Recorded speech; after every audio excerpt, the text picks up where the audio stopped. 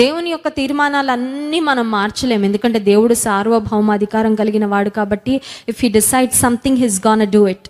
ఆయన ఏదన్నా యత్నించాడంటే, ఆలోచించారంటే, తలంచారంటే అది చేస్తారు అంతే. ఇంక ఎవరు దాన్ని ఆపలేరు, ఆపజాలరు.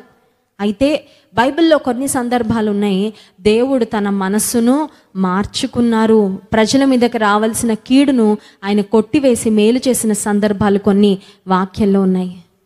నినివే పట్టణ ప్రజల యొక్క తగ్గింపు, వారి యొక్క ప్రార్థన, వారు చేసిన ఉపవాసము దేవుని యొక్క హృదయాన్ని మార్చింది. They prayer changed God's heart.